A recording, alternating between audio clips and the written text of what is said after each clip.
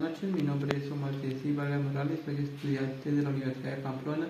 Actualmente curso quinto semestre y en esta ocasión vamos a hacer la demostración de cómo se haría el ejercicio de nadar crawl o estilo libre en una silla.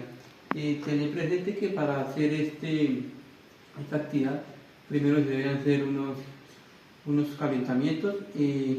A continuación voy a hacer la demostración de cómo se nada el estilo libre.